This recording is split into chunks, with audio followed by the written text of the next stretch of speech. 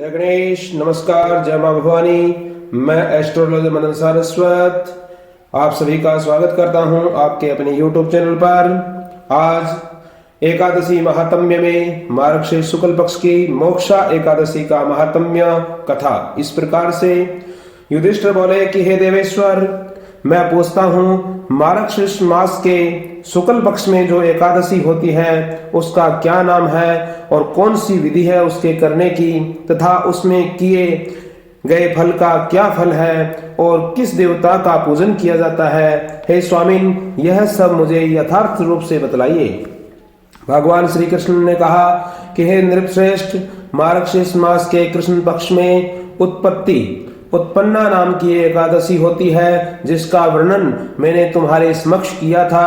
अब शुक्ल पक्ष की एकादशी का वर्णन करूंगा जिसके स्वर्ण मात्र से वाजपेयी यज्ञ का फल मिलता है, जिसका नाम है मोक्षा एकादशी, जो सब पापों का हरण करने वाली है।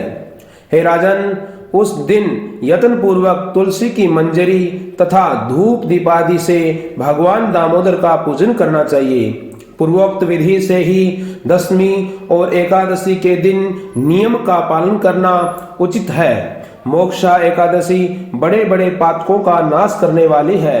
इस दिन रात्रि में मेरी प्रसन्नता के लिए नृत्य गीत स्तुति के द्वारा जागरण करना चाहिए। जिसके पितृ पापवश नीच योनि में पड़े हैं वो इसका पुण्य दान करने से मोक्ष को प्राप्त होते हैं, इसमें तनिक भी संदेह नहीं है। पूर्व काल की बात है कि वैष्णवों में विभूषित परम रमणीय चंपक नगर में वेखानस नामक राजा रहते थे।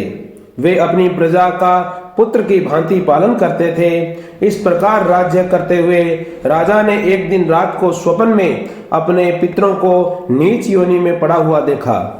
उन सबको इस अवस्था में देखकर राजा के मन में बड़ा विस्मय हुआ और प्रातः काल ब्राह्मणों को बुलाकर उन्होंने उस स्वप्न का सारा हाल कह सुनाया।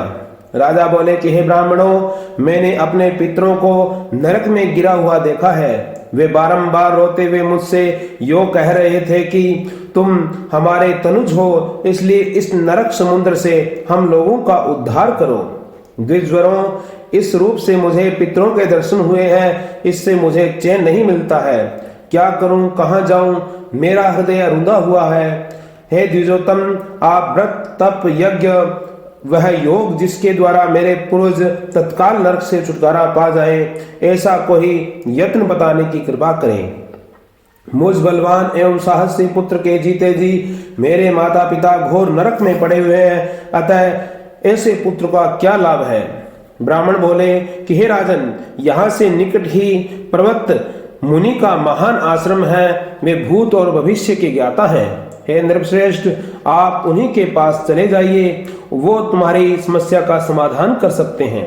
ब्राह्मणों की बात सुनकर राजा वेखानस शीघ्र ही पर्वत मुनि के आश्रम पर गए और जहां पर श्रेष्ठ मुनि को देखकर उन्होंने दंडवत प्रणाम किया और वहां उन मुनि को प्रणाम करके मुनि के चरणों का स्पर्श किया।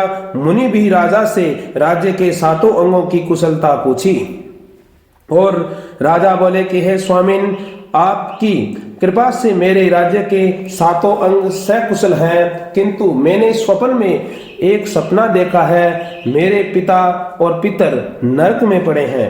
अतः आप मुझे बतलाइए कि किस पुण्य के प्रभाव से या किस यत्न के प्रभाव से उनका वहां से छुटकारा होगा। राजा की यह बात सुनकर मुनि श्रेष्ठ पर्वत एक मुहूर्त तक ध्यानस्थ रहे। उसके बाद में वे राजा से बोले कि हे महाराज, मार्गशीर्ष मास के शुक्ल पक्ष में जो मोक्षा नाम की एकादशी होती है, तुम सब लोग उसका व्रत करो और उसका पुण्य अपने पितरों को दो और उसके पुण्य के प्रभाव से उनका नरक से उद्धार हो जाएगा। भगवान श्री कृष्ण कहते हैं कि ये युधिष्ठिर, मुनि की यह बात सुनकर राजा पुनः अपने घर लौट आए और जब उत्तम मार्गशीर्ष मास आया तब राजा वेखानस ने मुनि के कथनानुसार मोक्षा एकादशी का व्रत करके उसका पुण्य समस्त पितरों को और अपने पिता को दिया। पुण्य देते ही क्षण भर में ही आकाश से फूलों की वर्षा होने लगी। वेखानस के पिता पितरों सहित नरक से छुटकारा पा गए और आकाश में आकर राजा के प्रति यह पवित्र वचन बोले कि हे बेटा, तुम्हारा कल्याण हो। यह कहकर वे स्वर्ग चले गए। राजन, जो इस प्रकार कल्याणमयी मोक्षा एकादशी का व्रत करता है उसके सब पाप नष्ट हो जाते हैं और मरने के बाद वह मोक्ष को प्राप्त कर लेता है। मोक्ष देने वाली मोक्षा एकादशी के मनुष्यों के लिए चिंतामणि के समान और समस्त कामनाओं को पूर्ण करने वाली है। इस महात्म्य के पढ़ने और सुनने से वाजपेयी यज्ञ का फल मिलता है। बोलिए श्री कृष्णचंद्र भगवान की जय हो, वासुदेव भगवान की जय हो। आगे की पौष कृष्ण मास की सफला एकादशी का महात्म्य आपको सुनाया जाएगा। आप चैनल को सब्सक्राइब कर लीजिए और आगामी वीडियो आप तक सरलता से पहुंचते रहें और बेल आइकन दबाना न भूलें। जय श्री राम, जय मां भवानी।